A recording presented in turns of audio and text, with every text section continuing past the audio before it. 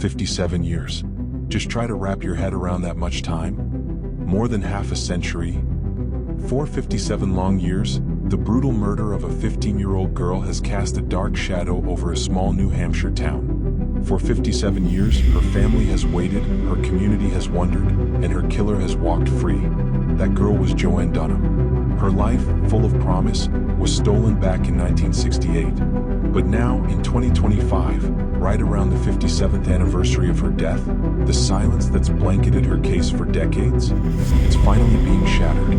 New Hampshire authorities have just announced they're reopening the investigation, a sign that new developments could finally bring answers and maybe, just maybe, justice for Joanne. The year was 1968. It was a turbulent time in America, no doubt. But in the quiet town of Charlestown, New Hampshire, life had a different rhythm. For 15-year-old Joanne Dunham, it was simply the end of another school year. On Tuesday morning, June 11th, Joanne left her home at Rache Mobile Homes. Just like any other school day, she was walking to catch her bus. A completely ordinary moment that would tragically become the start of a mystery that's lasted generations. But Joanne never made it to school that day. As the hours ticked by, turning into a night of pure, frantic worry, a search began. You can imagine the tight-knit community holding its breath, hoping for the best, but fearing the absolute worst. And the worst was confirmed the very next day, June 12th. Joanne's body was found on a remote, roped-off dirt road along Quaker City Road in Unity, the next town over, about 5.5 miles from where she was last seen. The grim discovery sent shockwaves through the region. An autopsy would later confirm how she died: asphyxiation. Joanne Dunham, a young girl with her entire life ahead of her, had been murdered. In those first days and weeks, law enforcement must have pored over the few clues they had. They would have talked to family, friends, anyone who might have seen something, anything, that Tuesday morning. But this was 1968. Forensic science, as we know it today, it was really in its infancy. DNA technology was still decades away. Surveillance cameras weren't on every corner. The tools and techniques investigators had back then were pretty limited. Any leads, if there were any to begin with, quickly grew cold. Witnesses' memories, even if they held a tiny, crucial detail, might not have seemed important at the time. Or maybe fear kept them quiet. That isolated dirt road where Joanne was found? It offered few immediate answers. Despite what must have been tireless efforts, the investigation stalled. The case files grew thicker, filled with reports and interviews, but the one question that mattered, who killed Joanne Dunham and why, remained unanswered. The trail went cold. Joanne's case became another heartbreaking statistic. A cold case, filed away but never, ever forgotten, especially by those who knew her and the community that mourned with them. 57 years.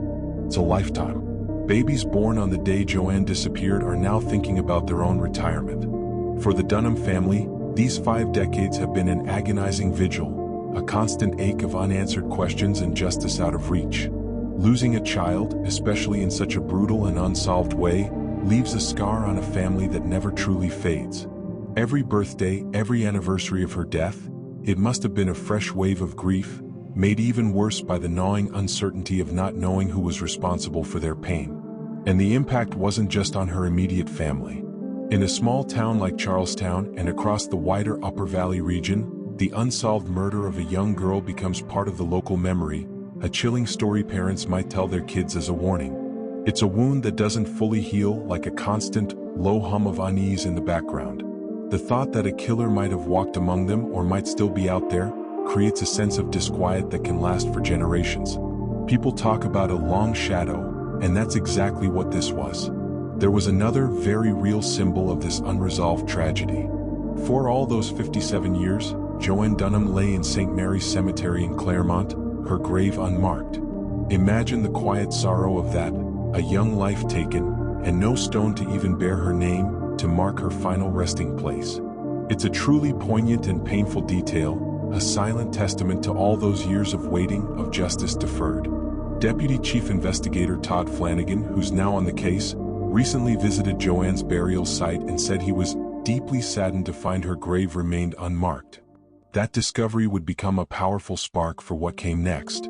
The decades just kept rolling by. Investigators probably revisited the files from time to time. Maybe a new detective would pick it up, hoping fresh eyes might see something missed. But with no big breakthroughs, no new, compelling evidence coming out of the silence, the case stayed stubbornly cold. Hope for many might have shrunk to a faint ember, but it never entirely went out.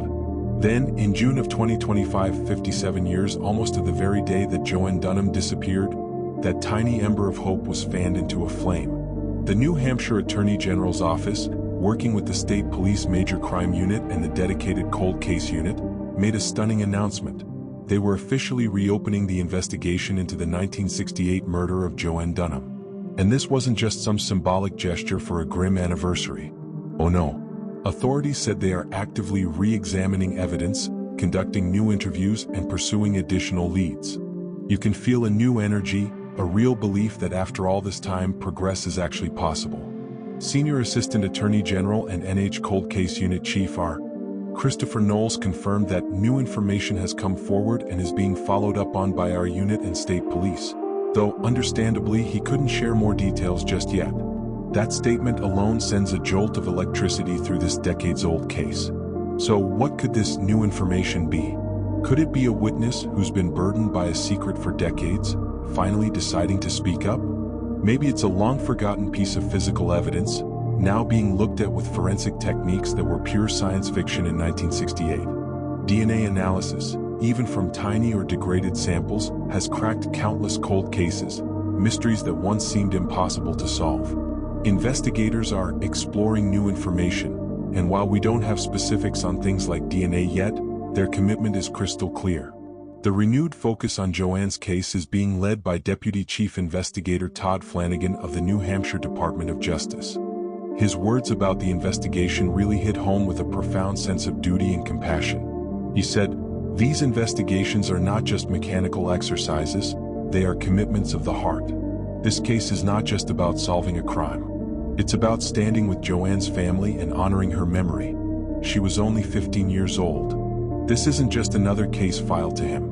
It's about a life lost and a community still aching for solace."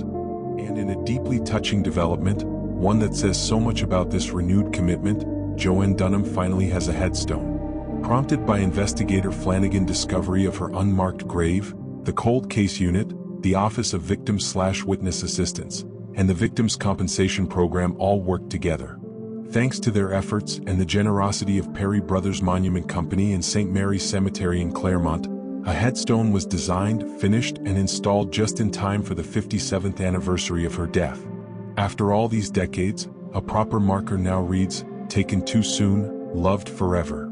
It's a small act of dignity, but it's also a powerful symbol that Joanne is not forgotten, and that the fight for justice for her is alive and well. Reopening Joanne Dunham's case is a huge step, but let's be honest, the path to truly solving a crime that's nearly 6 decades old isn't going to be easy. Memories fade and they can become unreliable over such a long time. Witnesses may have passed away or moved, making them hard to find. Physical evidence, even if it was carefully preserved, can degrade. Still, the determination of the New Hampshire Cold Case Unit and State Police is something you can almost feel. They are meticulously going back through every single piece of information, every report, every photograph from 1968, looking for those overlooked details, for anything that might spark a new idea when seen through the lens of modern investigative tools. Re-examining physical evidence? That's going to be absolutely crucial. Even tiny traces of material, things that might have been undetectable or impossible to analyze back then, could now provide vital clues with today's advanced forensic technology. Are there items of clothing, samples from the scene or from Joanne herself, that could hold a genetic fingerprint of her killer? It's a question they're surely asking. Investigators are also conducting new interviews.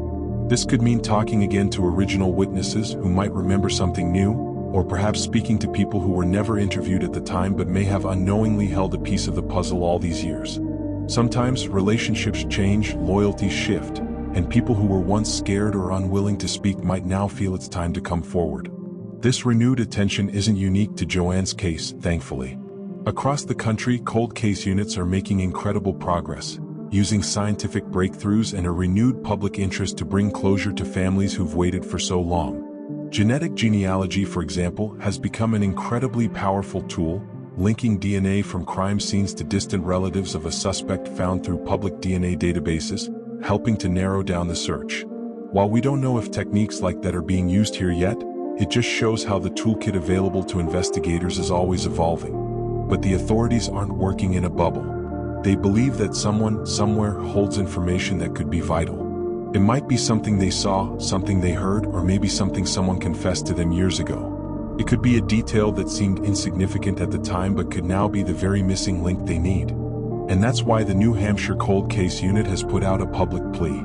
Attorney General John Formella and the Cold Case Unit are strongly urging anyone with information about Joanne Dunham's murder, no matter how small or unimportant it might seem, to please come forward. After all these years, even a single detail could be the key to cracking this case wide open and helping investigators finally move forward. Joanne Dunham's family deserves answers. Her community deserves closure. The murder of Joanne Dunham is a tragedy that's echoed through Charlestown, New Hampshire for 57 long, painful years. A 15-year-old girl, just on her way to school, had her life cruelly cut short, leaving behind a legacy of pain and so many unanswered questions. But the announcement of this renewed investigation, fueled by new information and the unwavering dedication of investigators like Deputy Chief Investigator Todd Flanagan, offers a genuine, powerful glimmer of hope. The installation of a headstone on her previously unmarked grave is clear proof that Joanne has not been forgotten. It signifies a renewed promise, to her memory and to her surviving family, that the search for truth presses on. And while the sheer passage of time presents some serious hurdles, the commitment to re-examine every piece of evidence, to follow every new lead, shows that the hope for justice, even after all this time, is very much alive. This case is a somber reminder of the lasting scars violent crime leaves on families and small communities.